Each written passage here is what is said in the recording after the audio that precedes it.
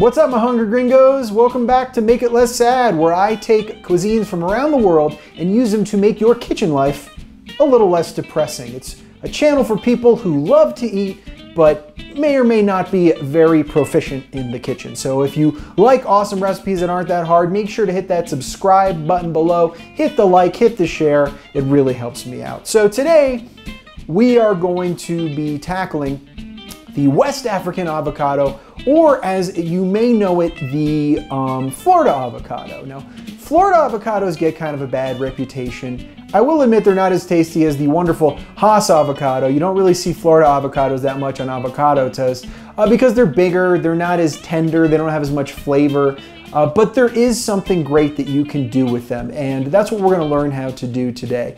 The avocado is a pretty awesome superfood. It's really popular lately.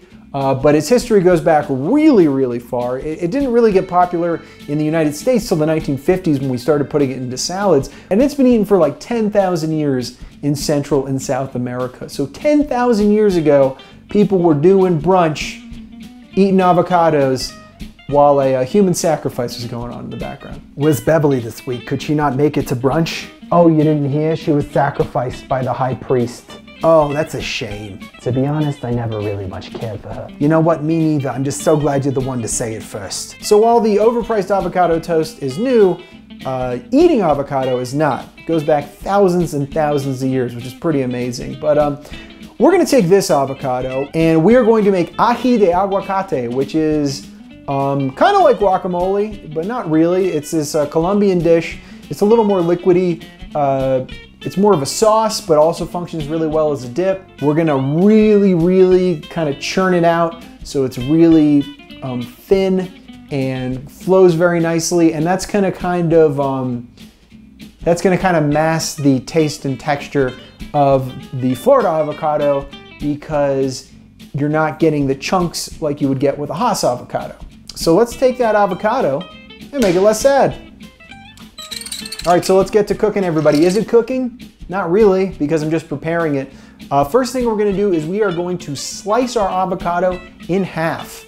And then we are going to take out the pit, but we are going to save it for later, and I'll tell you why at the end of the video. Then you wanna scoop out the insides, and don't worry about this looking pretty because this is gonna be a butter or a paste at the end. As you can see right now, I'm not worried about it because I'm just mauling this thing. Good God. If you have children around you, just shield their eyes. So next we're gonna kind of mash it up in our Tupperware. All right, so now we're gonna break up the lime. It's gonna kind of like release the juices inside the lime so you can get maximum juice out of it. Just juice it in there. This is kind of recipe you want to eyeball because this particular type of avocado varies in size a lot, so I don't want to give you like an exact measurement. Just kind of do a little bit less acid in it than you think you need, and then add acid later, because you can't take away acid once you added it, but you can add more if you didn't add enough.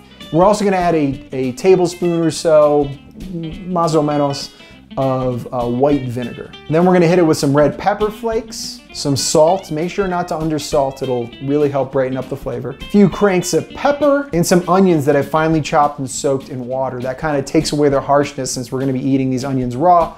The onions are gonna give a little bit of texture to it and a little bit of extra taste. But remember, again, it's not guacamole, so you don't need like a bunch of onions and tomatoes and stuff like that in it. Then we're gonna chop some cilantro, and I don't use enough cilantro, but you'll figure that out in the end. Ignore how I'm cutting it. I get a little too close to my fingers. And also check out my sweet Miami knife. What? It's got a skyline of Miami on it. Is it tacky? Yes. Is Miami tacky? Also yes. It's the perfect knife. Now we're gonna take a whisk and just kind of mix it up. Just keep mixing. You want it to get, you know, really smooth. You want it to be smooth. So just go ahead and taste it. If it's not spicy enough, add more red pepper flakes. If it's not salty enough, add some more salt. If it's not acidic enough, add some more acid. Pretty simple stuff. And then you're just gonna put the pit into the guacamole, and it's gonna help keeping it from browning. And does it work? I guess, I don't know. I haven't done a side-by-side comparison, but you know, some Colombian lady told me that once, and I'm like, all right, cool. I believe you. You look like you know what you're talking about. We are good to go, my friends. Thank you so much for watching this week. If you liked what you saw, make sure to subscribe, like, follow me on Facebook, Instagram, social media, and please, please, please, it would mean so much to me if you shared this video. I see every single share, and I really, really appreciate it. You are awesome. And even if you don't share, you're still awesome. Tell me what you thought of the recipe, tell me your favorite ways to make guacamole, and tell me what you think about avocado toast. I know how people have very strong opinions. Do you think it's on the way out? Do you think that it's something that's going to stick around for a while? Avocados have been around for 10,000 years, but I don't know. Is avocado toast on the way out? Let me know in the comments section below, and make sure to argue, because that's what the internet's for. So, I just took your Florida avocado and made it a little less sad. See you next week, everybody. This is the Hungry Gringo signing off.